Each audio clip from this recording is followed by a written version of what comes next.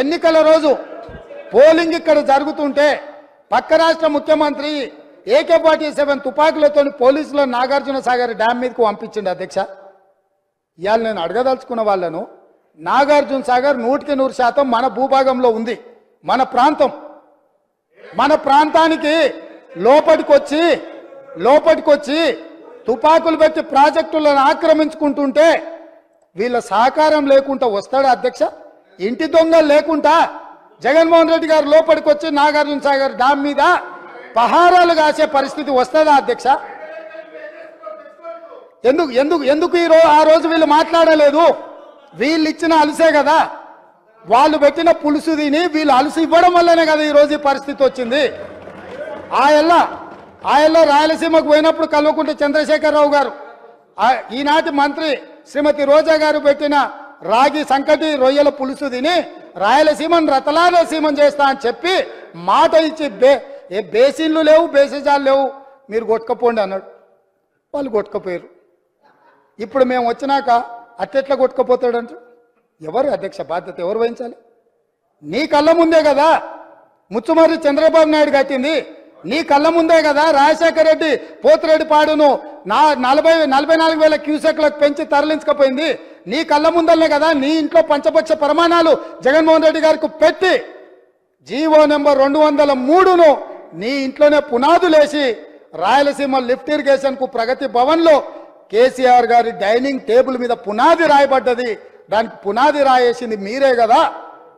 8 TMCలు per day తరలించకపోవడానికి అనుమతి ఇచ్చింది, టెండర్లు పిలిచింది, కాంట్రాక్టులు అప్పచెప్పింది, పనులు పూర్తి చేసింది మీరు అధికారంలో ఉన్నప్పుడే కదా అధ్యక్ష.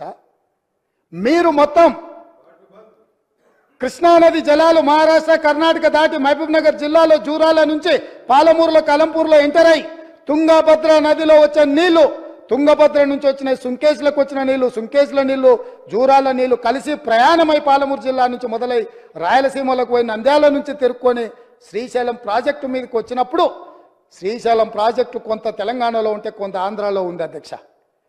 అంతకుముందు ప్రాజెక్టు లేవు. అంతకుముందు పోతిరెడ్డిపాడు 11,000 క్యూసెక్స్ ఉండే, అది 44,000 క్యూసెక్స్కి పెరిగింది. అంతకుముందు లేని రాయలసీమ లిఫ్ట్ ఇరిగేషన్ ఇయ్యాల 8 TMCలు తరలించడానికి లిఫ్ట్ ఇరిగేషన్లు కట్టినరు. ముచ్చుమర్రి నుంచి 1/2 TMC కట్టిరు అధ్యక్ష. గోదావరి నీళ్లతో మనం కృష్ణా ఆయకట్ మనం స్థిరీకరించే పరిస్థితి జరుగుతూ ఉంది అని అంటే నిజంగా అదే గోదావరి నీళ్లు మన రాష్ట్రంలో నుంచి మన పోలవరం దిగువ నుంచి మనం తీసుకోవడం లేదు.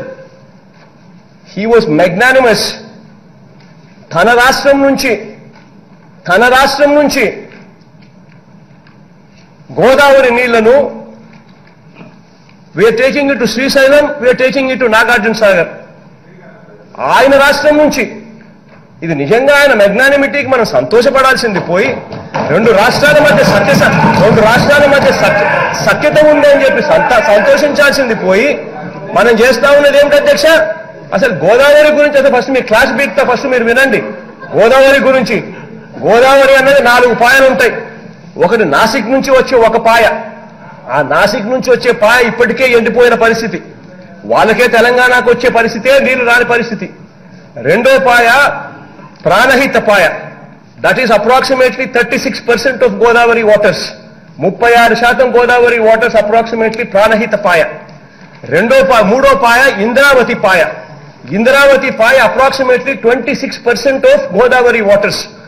రెండు Pranahita and Indravati alone constitute approximately 65% of Godavari waters. ఈ 2 పాయలు ఎక్కడున్నాయి అధ్యక్ష?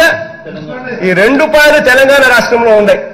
మనకున్నది ఏంటి అధ్యక్ష? గోదావరిలో కేవలం శబరి అది ఒకే ఒక పాయ, శబరి పాయ ఒకటే మనకుంది. You know how much Sabari constitutes? Sabari constitutes only 11% of Godavari. అంటే కేవలం మనకుండే పాయ ఏదైతే, మనకు వస్తా ఉన్న పాయ ఏదైతే ఉందో, మన రాష్ట్రంలో ప్రవహించే పాయ ఏదైతే ఉందో Sabari, that is only 11% of Godavari. చూస్తే దాంట్లో గోదావరి నుంచి కేవలం 500 TMCలు మాత్రమే శబరిపాయ నుంచి మనకు కిందికి వచ్చే, గోదావరికి మనకు నీళ్లు వచ్చే పరిస్థితి. మిగిలినదంతా కూడా చూస్తే ప్రాణహిత 36%, ఇంద్రావతి 26%, రెండు కలిపితే దాదాపుగా 65% పాయలు తెలంగాణ నుంచి కిందికి వాళ్ళు నీళ్లు వదిలితే తప్ప నుంచి మనకు రాని పరిస్థితి అధ్యక్ష. ఇవాళ మన కళ్ళ ఎదుటనే చంద్రబాబు నాయుడు గారు ముఖ్యమంత్రిగా ఉండగానే ఈయన ఇక్కడ ముఖ్యమంత్రి ఉండగానే 3 టీఎంసీల నీళ్లు లిఫ్ట్ చేసుకుని అటు నుంచి అంటే వాళ్ళు తరలించుకొని తీసుకొని పోతా ఉంటే మన రాష్ట్రంగా మనం ఏం చేయగలిగామో అని చెప్పి నేను అడుగుతా ఉన్నాను. ఇదే చట్టసభలో ఇదే గత ముఖ్యమంత్రిని అడుగుతా ఉన్నాను. ఎవ్వడం ఏమి చేయలేని పరిస్థితి అధ్యక్ష. ఆ రాష్ట్రంలో వాళ్ళు చేసేది, ఆ రాష్ట్రంలో వాళ్ళకు వచ్చే నదులను వాస్తవ పరిస్థితి ఏమిటి అని అంటే మనం గొడవ చేయగలుగుతాం, మనం కోర్టులకు పోతాం, కోర్టులో కేసులు వేస్తాం, కానీ అవేవి కూడా తెగవు అధ్యక్ష. అవన్నీ ఏమీ తెగవు. అటు పై రాష్ట్రాలు కట్టుకునేటివన్నీ కూడా వాళ్ళు కట్టుకుంటూనే పోతా ఉన్నారు, మనమంతా చూస్తూ ఉన్నాం. అది ఆల్మట్టి ఎత్తు 519 మీటర్లకు చేర్చడం అయితేనేమి, 519 నుంచి ఇప్పుడు మళ్ళీ 524 మీటర్లు వాళ్ళు కట్టడం అయితేనేమి, అటువైపు నుంచి మహారాష్ట్ర వాళ్ళు గోదావరి పాయన అడ్డకోలుగా వాడుకోవడం అయితేనేమి, ఆ తర్వాత కాళేశ్వరంలో కేసీఆర్ గారు 3 టీఎంసీల నీళ్లు లిఫ్ట్ చేసుకుని అటు నుంచి తీసుకొని పోవడం అయితేనేమి, ఎవ్వడం కూడా ఏమి చేసే పరిస్థితిలో లేము అధ్యక్ష. మనకి ఇవాళ కావాల్సింది ఏమిటి అంటే రాష్ట్రాల మధ్య సఖ్యత కావాలి. రాష్ట్ర ముఖ్యమంత్రులు ఒకరినొకరు మాట్లాడుకునే పరిస్థితి ఉండాలి. రాష్ట్ర ముఖ్యమంత్రుల మధ్య సఖ్యత ఉంటే, రాష్ట్ర ముఖ్యమంత్రులు కలిసి పనిచేసే గుణం ఉంటే అప్పుడు ఏదైనా డెవలప్మెంట్ అనేది జరుగుతుంది. ఆ పరిస్థితి ఈ రోజు ఉంది కాబట్టి కేసీఆర్ గారు ఒక అడుగు ముందుకు వేసి మెగ్నానిమిటీ చూపించాడు.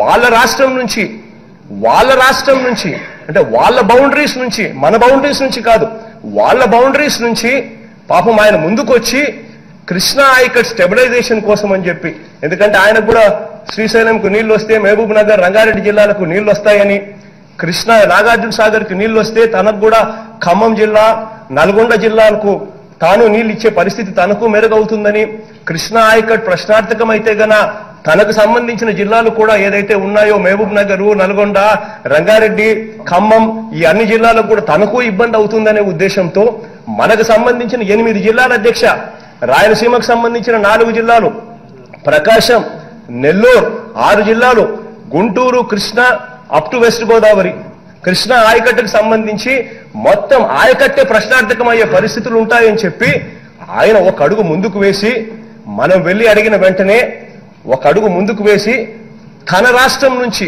తన బౌండరీ నుంచి నీళ్లు తీసుకునేదానికి ఒప్పుకున్నారు.